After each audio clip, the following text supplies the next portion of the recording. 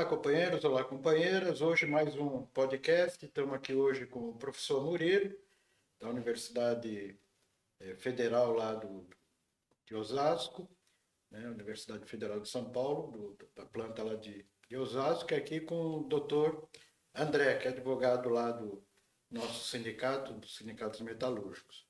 Hoje a gente vai fazer um bate-papo aí com vocês sobre a redução da jornada de trabalho, sem redução salarial, e o fim da escala 6 por 1, né, que tem chamado a atenção aí de muita gente para que a gente possa ter um dia a mais de descanso aí durante a semana.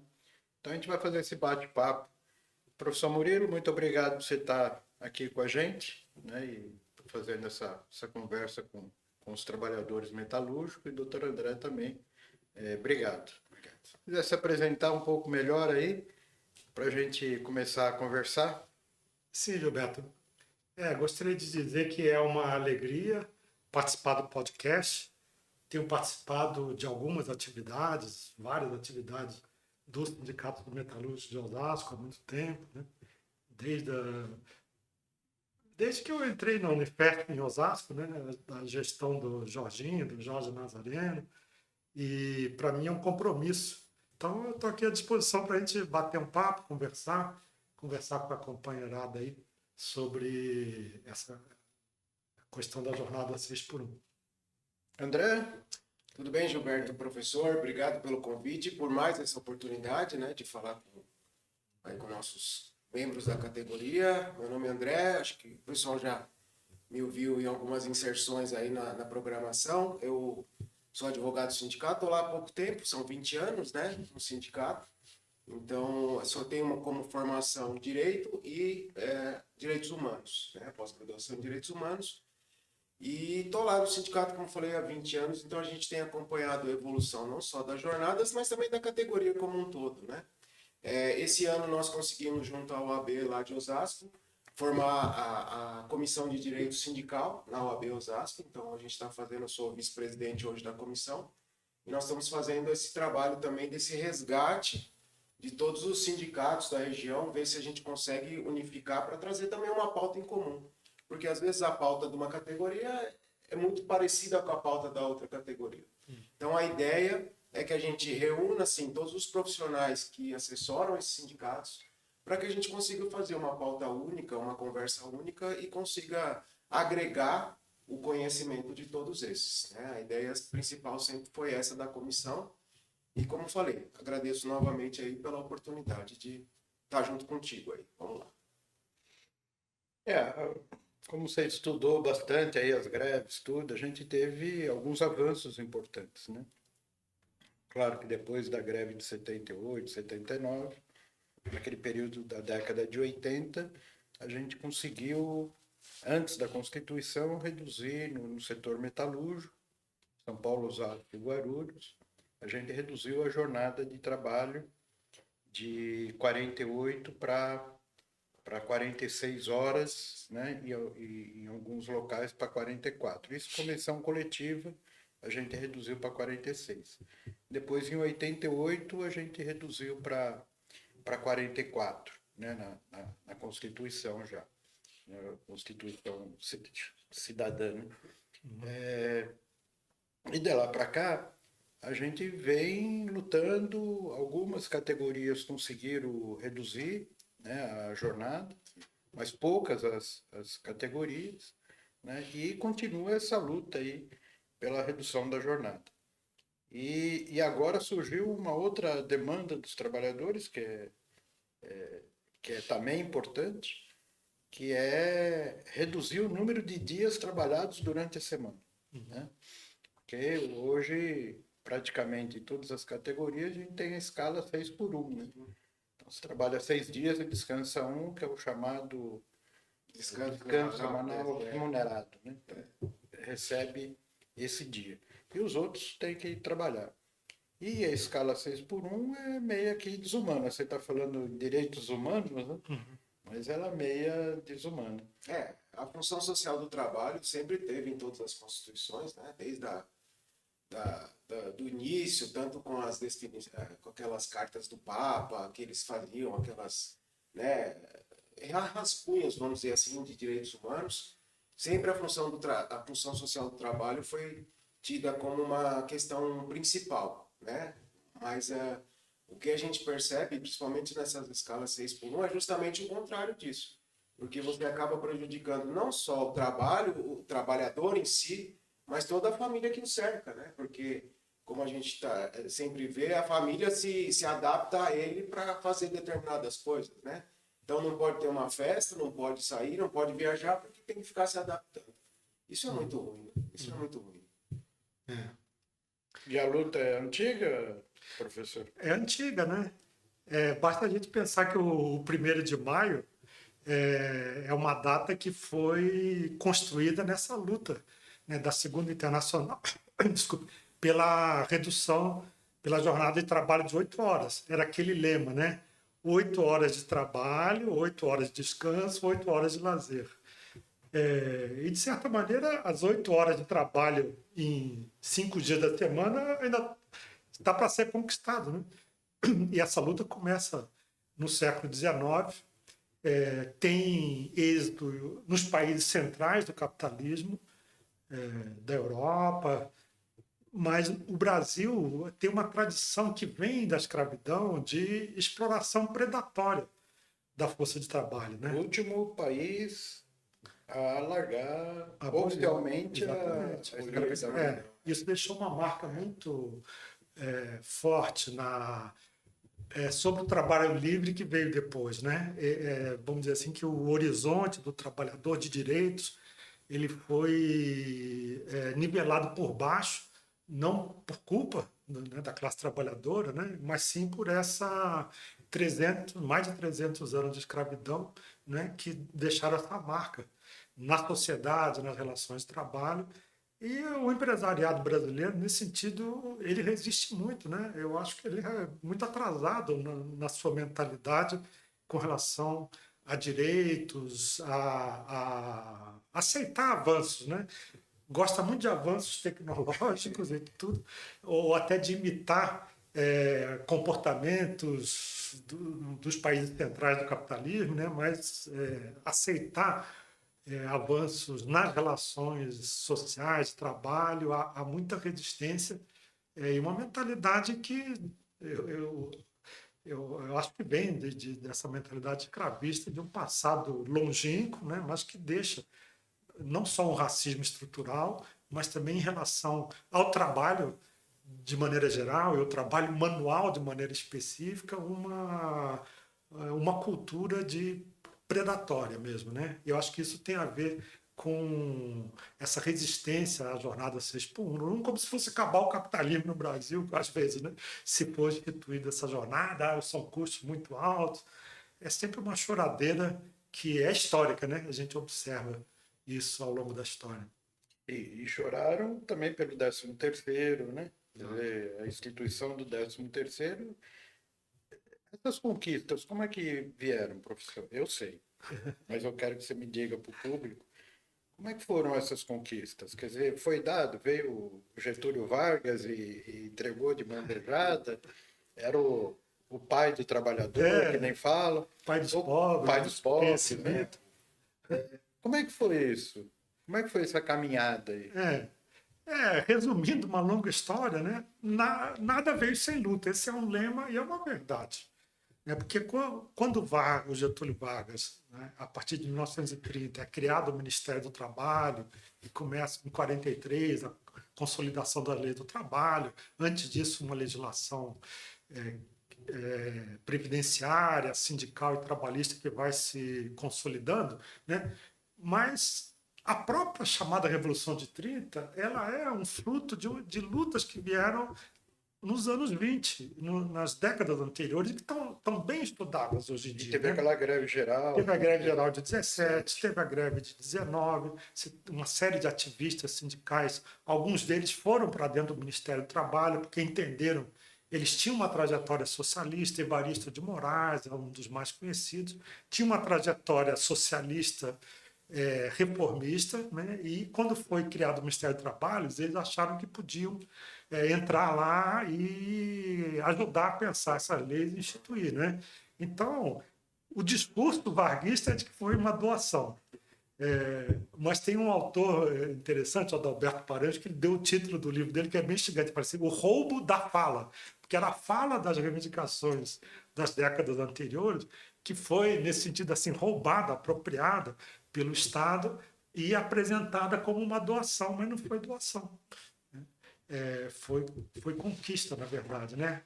O 13º, como você falou, Tião, é um caso bem típico, né? Só para não me alongar, esse prédio que nós estamos agora aqui, o Sindicato Metalúrgico de São Paulo, né? O prédio anterior do sindicato, agora foi para Galvão Bueno, ele foi cercado nessa greve em dezembro de 61 pela polícia. Os sindicalistas ficaram aqui cerca de 2 dias acuados, cercados, não podiam sair, porque a greve foi decretada ilegal pelo 13º, uma greve específica, né? Então é aquela coisa da criminalização da luta, né? E em 62 o governo de João Goulart, né, institui.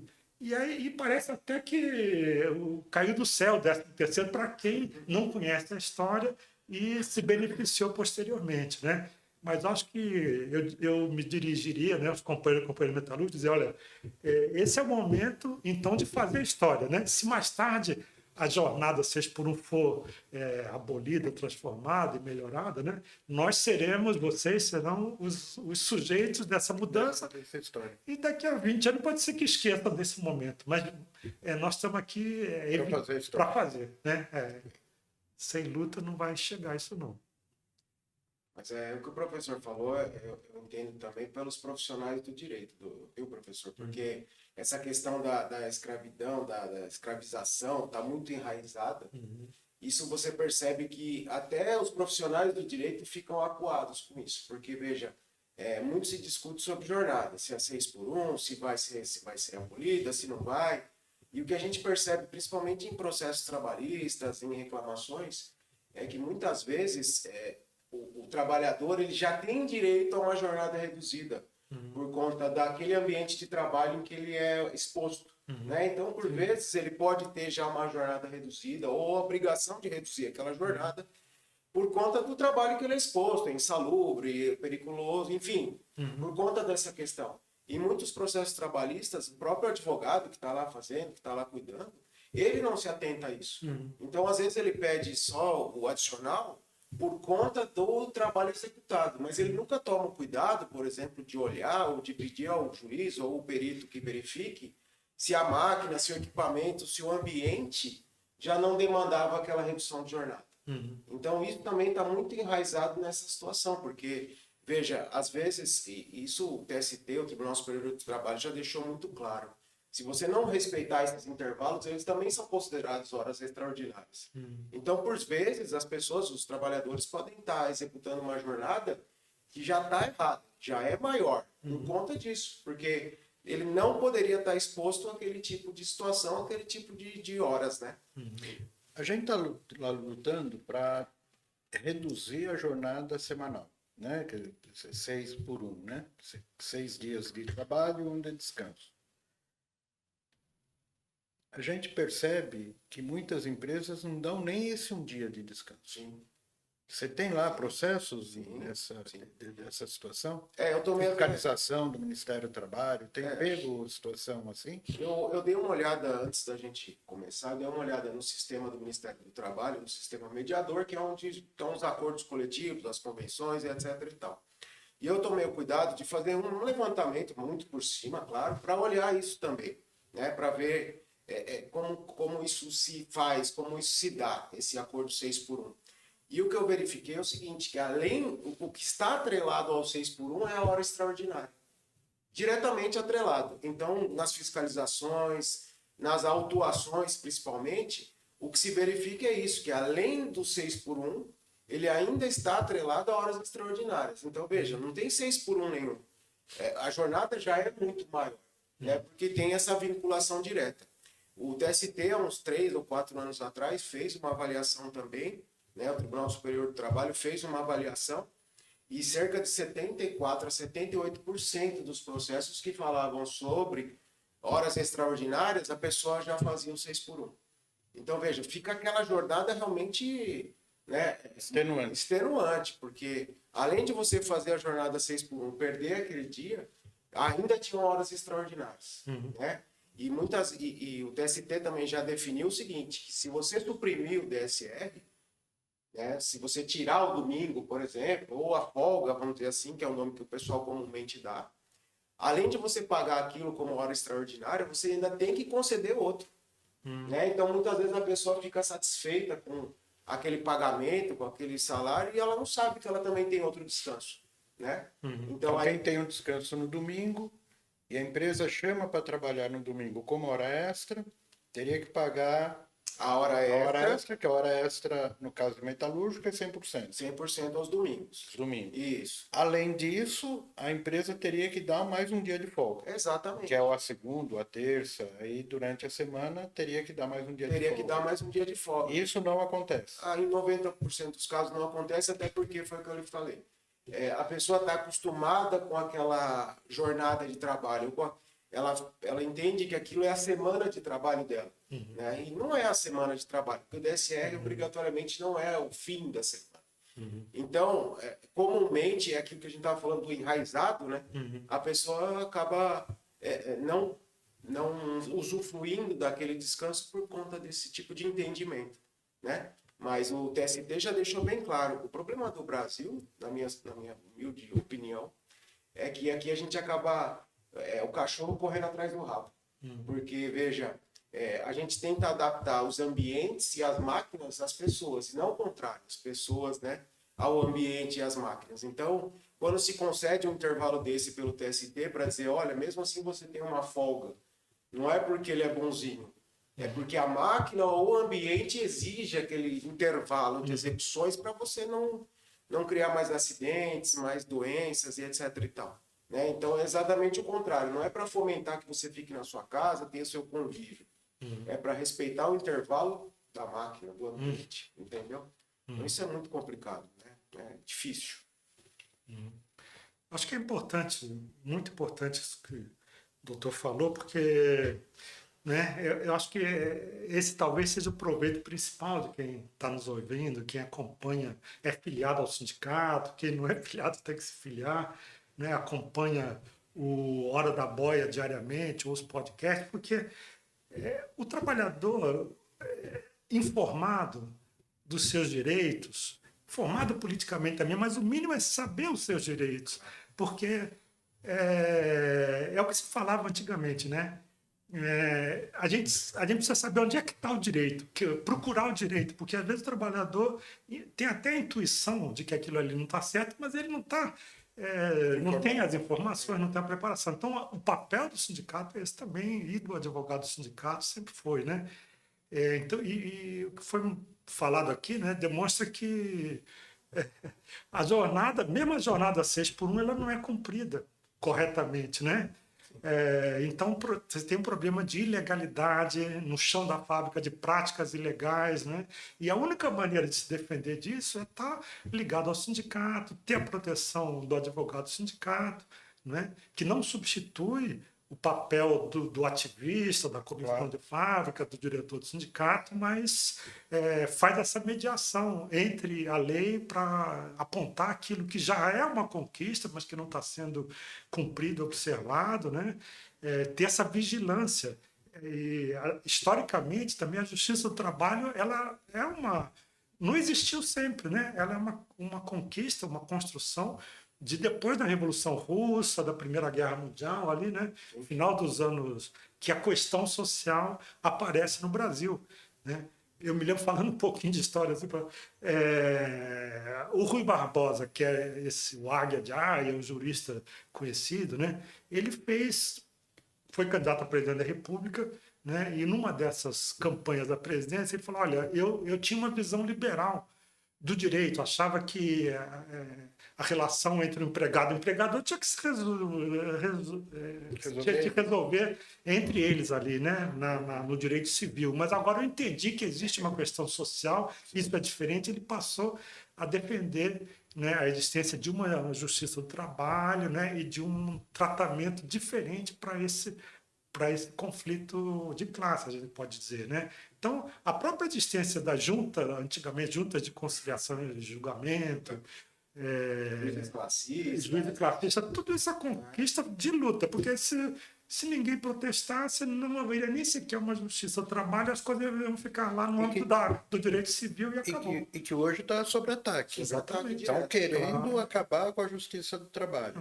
O primeiro ataque foi aquela reforma trabalhista, né, que criou o acordo individual, né, que para nós isso é um absurdo, porque individualmente nenhum trabalhador tem condição de negociar, sentar numa mesa com o emprego, porque Tem uma disparidade entre o capital e o trabalho. Né? claro, Total. se você fala assim, "Ó, eu não estou concordando", "Pô, você não está concordando, eu te mando embora e contrata alguém que concorde." Acabou, aí não tem a negociação, né, propriamente dita. Então a gente precisa ter essa proteção e esse contrato coletivo, mas estamos assim sob um ataque feroz do capitalismo e do Congresso, que hoje é muito conservador, nesse Congresso, e tem atacado demais o movimento sindical. Né? Agora, recentemente, estão falando que vão acabar, inclusive, com a contribuição assistencial. Né? Então, já acabaram com o imposto sindical, não colocaram nada no lugar, e agora também a contribuição assistencial. Quer dizer, estão empurrando os trabalhadores para a precarização total, né? Quer dizer, no contrato individual e tal. Então, isso acho que aumenta a importância de a gente discutir com os trabalhadores a questão da escala de trabalho, né? Da jornada de trabalho, da escala de trabalho, porque isso pode minimizar situações que possam vir pela frente.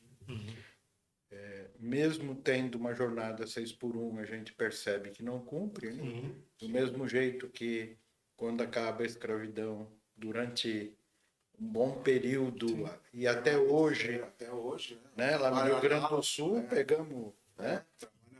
São Paulo tem também. Então você imagina, sei lá, acabou a escravidão na primeira década, segunda década, terceira década, como que era, né? Então acho que esses avanços são muito importantes, né? Professor, fique à vontade, manda mais um recado aí para os metalúrgicos e muito obrigado por você ter vindo.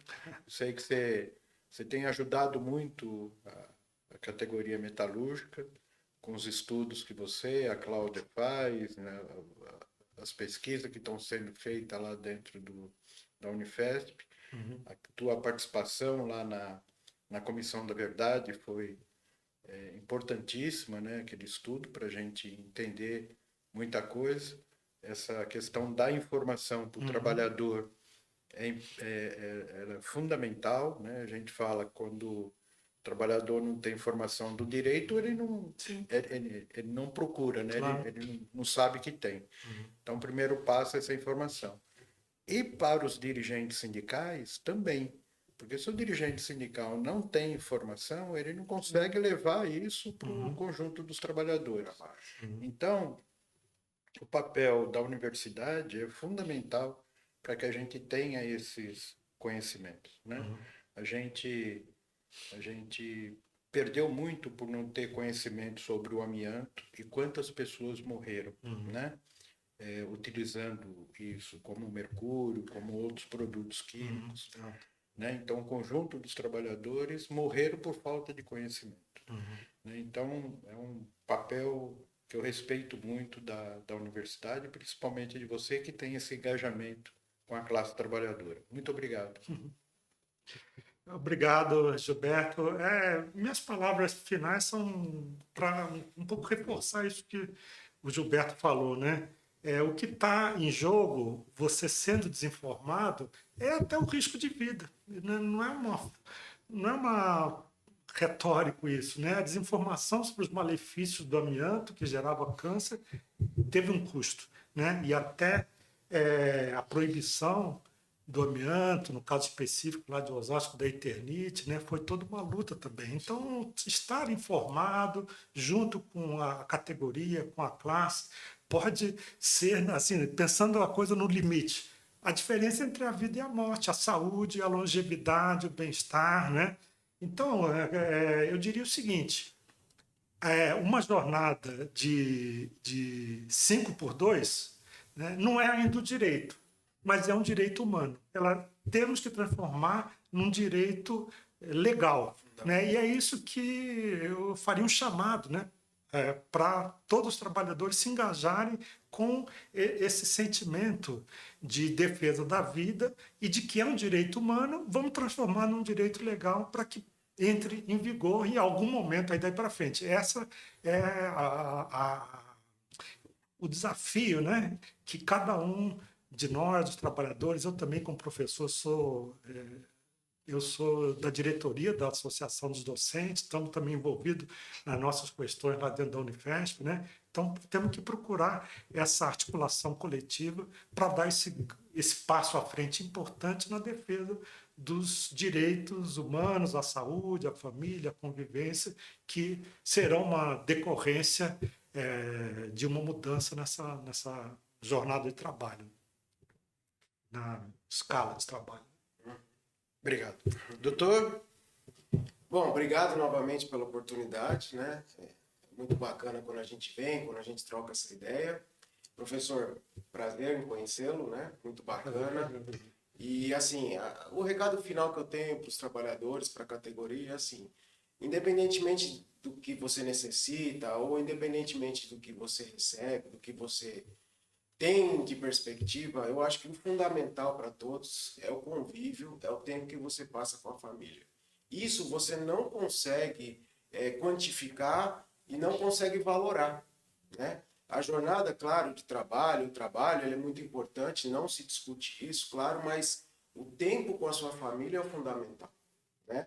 Porque é nesse tempo com a família que você melhora as relações, que você desliga um pouco do trabalho, né? E que você tem esse tempo de qualidade, o resto, todo o resto vem no automático. Sim. Então, o recado final que eu tenho é assim, independentemente daquilo que você pensa ou das horas extras que você necessita, comece a pensar um pouco na sua família, no seu vizinho e na sua saúde. Porque, infelizmente, até vou fazer uma menção aqui, Gilberto, que quando eu entrei no sindicato, eu vi um desenho, um cartoon que tinha sido feito, que era o trabalhador passando na frente do guichê do RH e recebendo uma moedinha, dizendo, ó, tá aqui seu adicional. E ele sendo carregado numa maca. Então, até que ponto a hora extra, o adicional, até que ponto isso se justifica? Pelo que você perde no convívio com a família. Uhum. E todas as mudanças, e aí vou fazer um pouquinho de parênteses com o professor aqui, mas todas as mudanças que nós tivemos na legislação, todos esses últimos anos que eu venho acompanhando, partiram de baixo, partiram, né, da base, das categorias, para depois chegar com um direito, entre aspas, universal. Uhum. Então é importantíssimo que o trabalhador passe esse tempo de qualidade e se organize, porque sem essa organização, infelizmente, a gente percebe que não tem força. O que vem de Brasília, muitas vezes, é pior do que aquilo que você tem, porque estão tão distantes daquela realidade da base ou daquela categoria que fica muito complicado mesmo. Então, Gilberto, obrigado mais uma vez, professor, obrigado, e estou sempre à disposição de todos aí. Bom, muito obrigado os dois aí por ter participado e deixar o recado, quer dizer, nós reduzimos a jornada de 48 para 44 em 88, tivemos avanços significativos na produtividade, avanços tecnológicos, né? A gente lá em 88 apertava parafuso do Fusca ainda, e hoje a gente vê as montadoras, por exemplo, tudo com robô lá. Quer dizer, e esses avanços tecnológicos não chegaram aos trabalhadores. Então, é possível a gente fazer isso, não vai quebrar empresa nenhuma, não vai destruir o capitalismo, mas esse ganho precisa chegar até nós. E agora, a partir do dia 1º de julho, começa uma campanha a nível nacional, então você aí participe, vai até setembro. Vamos fazer um plebiscito com os trabalhadores para saber se, e com a sociedade de modo geral, para saber se é a favor ou não do fim da escala 6x1 e redução da jornada de trabalho também, sem redução salarial. Então, essas questões aí estão colocadas, e mais uma também, que é isenção do imposto de renda para quem ganha até R$ 5.000. Então, essas duas pautas vão estar colocadas, a gente vai fazer plebiscito, isso vai até setembro, e aí a ideia é a gente colher pelo menos 10 milhões de assinaturas e entregar isso no Congresso e no Senado e também para o Executivo, né? Ministério do Trabalho, Presidente da República, para mostrar que a sociedade como um todo quer, de fato, essa redução. E se for necessário, a gente também vai começar a fazer movimentos nas portas de fábrica, né? Fazer greves para que a gente possa reduzir essa escala tão desumana que é ter que trabalhar 6 dias, descansar só um, e ainda assim as empresas pedem para que o trabalhador ainda vai trabalhar no domingo. É completamente desumano. Vamos à luta. Forte abraço a todos e até a próxima.